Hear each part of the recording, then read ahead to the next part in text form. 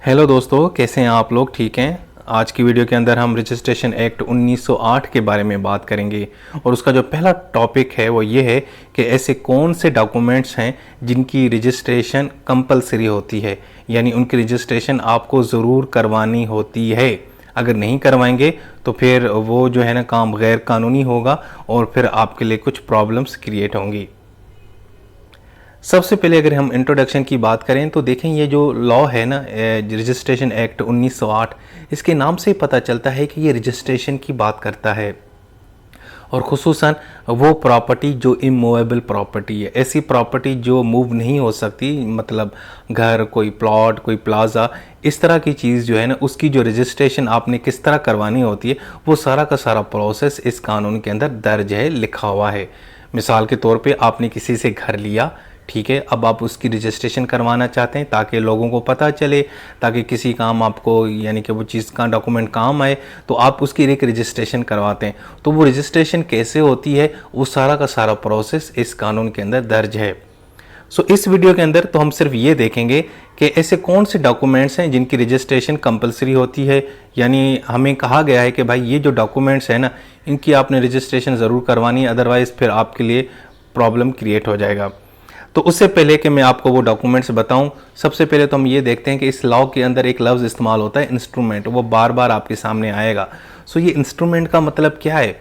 वैसे तो आम रूटीन में हम जब इंस्ट्रूमेंट की बात करते हैं तो हमारे जहन में कोई ऐसे इंस्ट्रूमेंट आते हैं जो इलेक्ट्रॉनिक गैजेट्स होते हैं, या म्यूज़िकल इंस्ट्रूमेंट जैसे गिटार वगैरह का जहन में आता है, या कोई डिजिटल डिवाइसेस के नाम हमारे जहन में आते हैं। लेकिन जब हम कानून की जो है ना ज़बान में बात करते हैं तो उसका मतलब होता है, इंस्ट्रूमेंट का मतलब होता है कि ऐसा डॉक्यूमेंट्स जो आपके राइट्स क्रिएट करे, जिसके अंदर ऑब्लिगेशंस हो, जिसके अंदर कोई रिस्पॉन्सिबिलिटी हो या एविडेंस हो, यानी ऐसा कागज़, ऐसा डॉक्यूमेंट, ऐसा पेज जिसकी कोई कानूनी हैसियत हो।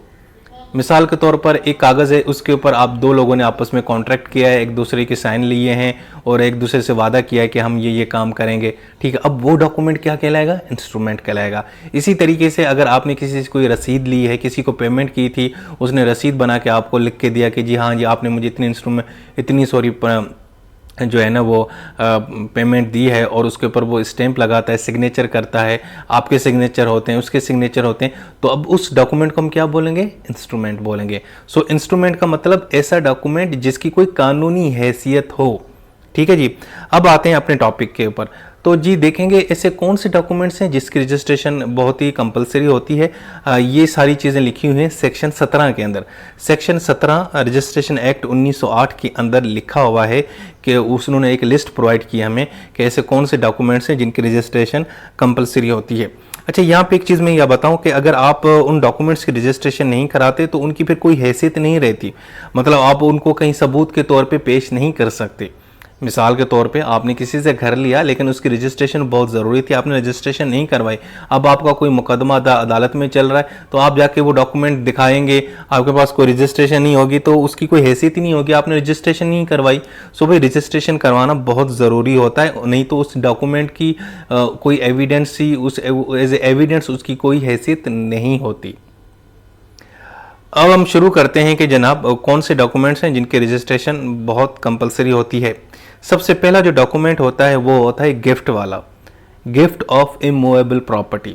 अगर आपने किसी को इमूवेबल प्रॉपर्टी गिफ्ट की है तो उसकी रजिस्ट्रेशन लाजमी है। इमूवेबल प्रॉपर्टी से मुराद कोई घर, कोई प्लॉट, अगर आपने किसी को गिफ्ट किया है तो उसकी रजिस्ट्रेशन आपने ज़रूर करवानी है। लेकिन इस्लामिक लॉ के अंदर जो गिफ्ट की रजिस्ट्रेशन है वो कंपलसरी नहीं होती। सो पहला डॉक्यूमेंट कौन सा है दोस्तों? वो डॉक्यूमेंट जो गिफ्ट है, यानी आपने किसी को गिफ्ट किया, उससे रिलेटेड जो डॉक्यूमेंट होगा उसकी रजिस्ट्रेशन आपने ज़रूर करवानी है। अच्छा जी, उसके बाद है नॉन टेस्टिमेंट्री इंस्ट्रूमेंट। ऐसे डॉक्यूमेंट जो नॉन टेस्टिमेंट्री हैं। अब नॉन टेस्टिमेंट्री से मुराद ऐसे डॉक्यूमेंट्स जो विल या टेस्टामेंट नहीं है, यानी हलफनामे या वसीयतनामे के बारे में नहीं है। सो हलफनामा गलती से बोल दिया मैंने, यानी ऐसा डॉक्यूमेंट जो विल के बारे में नहीं है, जो जिसमें वसीयतनामा नहीं लिखा हुआ। उसके अलावा बाकी जो भी डॉक्यूमेंट होते हैं जो नॉन टेस्टिमेंट्री हैं, जैसे एक्सचेंज डीड है, सेल डीड है, मॉर्गेज डीड है, इन सब डॉक्यूमेंट की भी रजिस्ट्रेशन कंपलसरी है। और साथ में ये भी लिखा हुआ है कि अगर उनकी वैल्यू 100 या 100 रुपये से ज़्यादा हो उस प्रॉपर्टी की, यानी जिस प्रॉपर्टी से रिलेटेड ये डॉक्यूमेंट है, वैसे तो ये इमूवेबल प्रॉपर्टी होती है हमेशा और उसकी कीमत 100 रुपये या 100 से ज़्यादा होगी, तो ऐसे डॉक्यूमेंट की रजिस्ट्रेशन बहुत कंपलसरी है। और साथ में ये भी देखना है कि वो डॉक्यूमेंट कहीं विल तो नहीं है, कोई वसीयतनामा तो नहीं है। अगर वो विल और वसीयतनामा नहीं है तो उसकी रजिस्ट्रेशन आपने कंपलसरी करनी है। अच्छा जी, अब यहाँ पे जो प्रॉपर्टी की वैल्यू लिखी हुई है 100 या 100 से ज़्यादा, तो यार दोस्तों ये जो लॉ आया था ना, 1 सदी पुराना है, 1908 के अंदर आया था। तो उस वक्त भाई प्रॉपर्टी की वैल्यू 100 रुपये की बहुत बड़ी वैल्यू होती थी, ठीक है ना। सो इस हिसाब से समझो कि ये उस ज़माने में 1 लाख या करोड़ के हिसाब से बराबर होगा। सो इसलिए यहाँ पे 100 रुपये लिखा हुआ है। सो आपने इसको ये जहन में रखना है कि ये लॉ 1 सदी पुराना है, तो उस ज़माने में 100 रुपये की बहुत बड़ी कीमत थी, तो इस वजह से वो वैल्यू लिखी हुई है। अच्छा जी, उसके बाद तीसरा डॉक्यूमेंट वो होता है कि ऐसा नॉन टेस्टिमेंट्री इंस्ट्रूमेंट जिसके अंदर आपने किसी को पेमेंट दी हो, उसकी रसीद के बारे में बताया गया हो।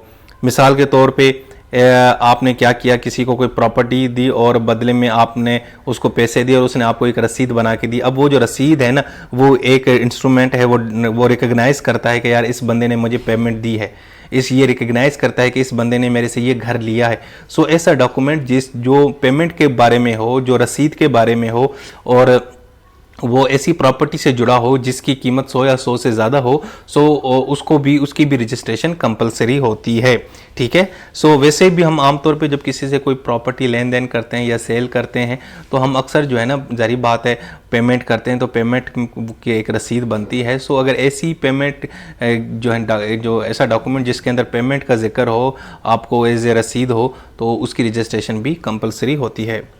उसके बाद है ऐसे डॉक्यूमेंट्स जो लीज से मुतल्लिक है, यानी जब आप किसी को प्रॉपर्टी लीज पे देते हैं, लेकिन उसमें कुछ कंडीशन है। वो ये है कि वो जो लीज हो ना, वो 1 साल की होनी चाहिए, ठीक है। अगर 1 साल की आपने किसी को अपना घर किसी को लीज पे दिया हुआ है लेकिन कुछ माह के लिए, तो उसकी रजिस्ट्रेशन कोई ज़रूरी नहीं है। हाँ, लेकिन अगर वो 1 साल से ज़्यादा है आपने रेंट पे दिया हुआ है तो फिर उसकी रजिस्ट्रेशन ज़रूरी है। और दूसरा ये है कि अगर उसकी जो है ना लीज जो है ना 1 साल से ऊपर निकल जा रही है तब भी। और दूसरा ये है कि अगर आप साल में उसको रेंट देते हैं, देखें कुछ लोग होते हैं ना, वो प्रॉपर्टी लीज पे देते हैं तो वो 1 साल के बाद जनाब उसका रेंट लेते हैं, ठीक है, या एक एडवांस में ले लेते हैं या बाद में ले लेते हैं। तो अगर ऐसी लीज है जो 1 साल से ऊपर है और साल होने पे आप उसका रेंट लेते हैं, सारा कुछ करते हैं, तो उसकी रजिस्ट्रेशन भी कंपलसरी है। उसके बाद आखिरी डॉक्यूमेंट आता है 5वां, वो है डेक्री और ऑर्डर ऑफ कोर्ट। यानी मिसाल के तौर पर 2 लोगों का प्रॉपर्टी के हवाले से कोई झगड़ा चल रहा था, अदालत ने क्या किया, वो प्रॉपर्टी का जो डिस्प्यूट था वो रिजॉल्व कर दिया, उसने एक ऑर्डर दे दिया, एक हुक्मनामा दिया। अब वो जो हुक्मनामा होगा ना, उसकी रजिस्ट्रेशन भी आपके लिए कंपलसरी होगी, ठीक है। मिसाल के तौर पे अदालत ने डिसाइड किया कि जी ये मिस्टर अयाज साहब जो है ना, यही इस ज़मीन के ओनर हैं, तो अब जनाब वो जो अदालत का हुक्मनामा होगा उसकी भी रजिस्ट्रेशन हमने करवानी होगी, ताकि ये सनद रहे कि हाँ जी ये अदालत ने मेरे हक़ में फ़ैसला दिया था, ये इमूवेबल प्रॉपर्टी मेरी ही है, तो उसकी रजिस्ट्रेशन भी आपने ज़रूर करवानी है, ठीक है। लेकिन यहाँ पे फिर वही कंडीशन, लेकिन वो प्रॉपर्टी जिससे मुतल्लिक ये अदालती फ़ैसला हो, उसकी कीमत 100 या 100 से ज़्यादा होनी चाहिए और वो इमूवेबल प्रॉपर्टी होनी चाहिए। अच्छा जी, इसके अलावा कुछ और भी डॉक्यूमेंट्स हैं जिनकी रजिस्ट्रेशन बहुत ज़रूरी होती है, जैसे मॉर्गेज है, डावर डीड है, डिबेंचर है, अडॉप्शन है, इंस्ट्रूमेंट है, कॉम्प्रोमाइज़ है, सेल डीड है, सेल सर्टिफिकेट्स हैं। ये सारे भी वो डॉक्यूमेंट्स हैं जिनकी रजिस्ट्रेशन वैसे कंपलसरी है। लेकिन सेक्शन 17 के अंदर ये ऊपर वाले जो 5 हैं ना, इनका ही जिक्र है, लेकिन इनके अलावा दूसरे भी डॉक्यूमेंट्स हैं जिनकी रजिस्ट्रेशन बहुत ज़रूरी होती है, वो मैंने आपको ये लिस्ट प्रोवाइड कर दी है, ठीक है दोस्तों। सो ये था हमारा आज का टॉपिक। इसके अंदर हमने डिस्कस किया कि ऐसे कौन से डॉक्यूमेंट्स हैं जिनकी रजिस्ट्रेशन कंपलसरी होती है अकॉर्डिंग टू रजिस्ट्रेशन एक्ट 1908।